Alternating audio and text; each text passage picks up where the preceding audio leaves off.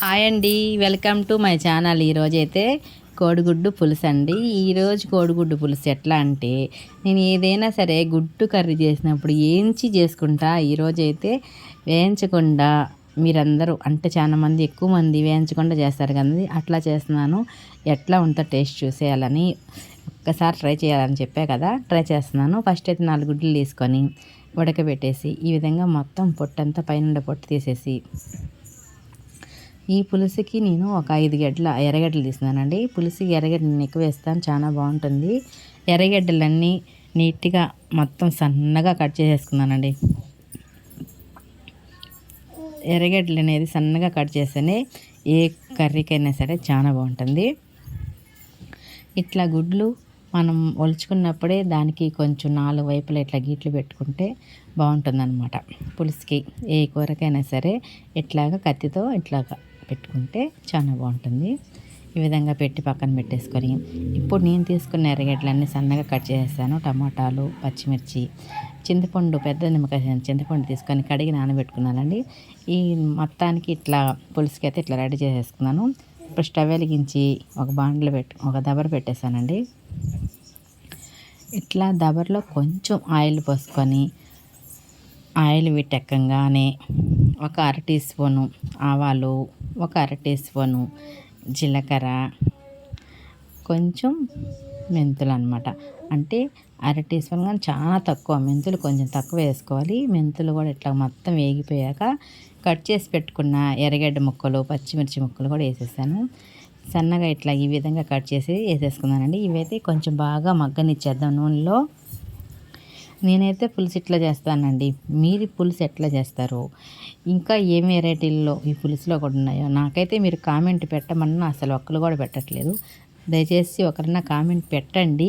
మీరు చేసే విధంగా కూడా నేను ట్రై చేస్తాను. నేను చేసిన విధంగా మీరు ట్రై చేయండి, చాలా బాగుంటుంది. ఇట్లా ఎర్రగడ్డ ముక్కలన్నీ బాగా వేగనిచ్చేసేయాలి. పులుసులో అనేది మనం ఇట్లా మెంతులు, ఆవాలు, జీలకర్ర ముందుగా వేసుకుంటే ఆ ఫ్లేవర్ ఏరేగా ఉంటుందండి. పులుసు కూడా చాలా బాగుంటుంది అనమాట.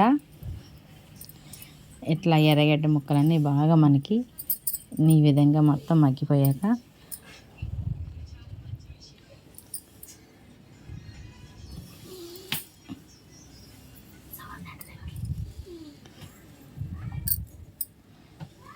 చూసారు కదండి, కొంచెం మనమైతే ఎర్రగడ్డలకి మూత పెట్టకుండా ఈ విధంగా వేగనిస్తే బాగా వేగిపోతాయి అన్నమాట.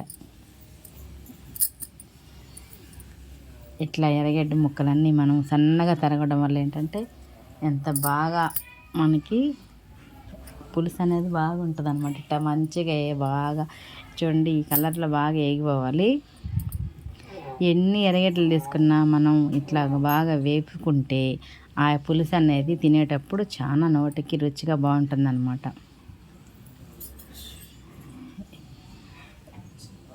ఇట్లా మొత్తం ఎర్రగడ్డలు వేగిపోయాక మనం సన్నగా కట్ చేసి పెట్టుకున్న టమాటా ముక్కలు, ఈ టమాటా ముక్కల్ని ఈ విధంగా ఇట్లానే వేసేసి, మనమైతే దీంట్లోకి రుచికి సరిపడ ఉప్పు,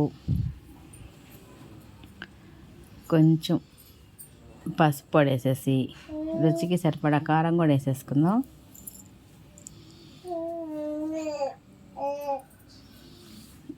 ఇట్లా అన్నీ వేసేసి కలపకుండా ఒక్క నిమిషం అట్లా మూత పెట్టి మగ్గనిచ్చామంటే టమాటా అనేది మూత పెట్టి మగ్గనిస్తేనే బాగా మగ్గిపోతుంది అనమాట. ఈ విధంగా మొత్తం మగ్గిపోయాక ఒక్క రౌండ్ ఇట్లా కలబెట్టేసుకున్నామంటే మనకైతే టమాటా బాగా వేగిపోతుందండి. ఈ విధంగా మొత్తం వేగిపోయాక మనమైతే పెద్ద నిమ్మకాయ చింతపండు అయితే నానబెట్టుకున్నాం కదండి, అదైతే బాగా గుజ్జంతా తీసేసి ఆ పిప్పి పడేసేయాలి. ఇప్పుడు కరివేపాకు ఇప్పుడు వేసుకోవాలండి. టమాటా గుజ్జు అంతా బాగా ఇట్లా వచ్చేసాక అప్పుడు కరివేపాకు వేసుకుంటే కొంచెం మనకి ఎక్కువ ఫ్లేవర్ అనిపిస్తుంది అనమాట, బాగుంటుంది టేస్ట్ అయితే. అందరూ తాలింపులోనే కరివేపాకు వేసేస్తారండి, ఈ విధంగా కూడా ఒకసారి వేసి చూడండి, చాలా బాగుంటుంది. అంటే కరివేపాకు ఎక్కువ మంది తాలింపులోనే ఎక్కువ వేస్తుంటారు. ఇట్లా సగం కూర ఉడికాక వేస్తే ఆ ఫ్లేవర్ అనేది ఇంకా ఎక్కువ ఉంటుంది అనమాట. ఇట్లా చూడండి, ఈ విధంగా మొత్తం మగ్గిగా ఇట్లా గుజ్జులాగా వచ్చేసాక మనం చింతపండు పులుసు అయితే పోసేసుకుందాం. ఎంత పులుసు పోసుకున్నామో అన్ని వాటర్ అయితే పోసుకున్నామంటే పులుపు అస్సలు ఉండదు, నోటికి ఎంతో రుచిగా ఉంటుంది అనమాట. ఇప్పుడైతే మనం బాగా కలిపేసి పులుసుని అయితే కొంచెం బాగా దగ్గరగా అయ్యే వరకు మరగనిచ్చేసుకుందాం.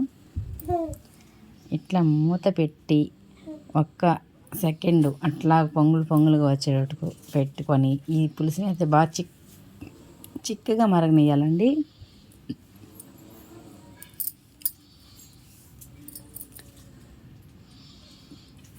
ఇది కొంచెం బాగా దగ్గరకు వచ్చే వరకు మనమైతే దీన్ని బాగా మరగనిచ్చేద్దాం.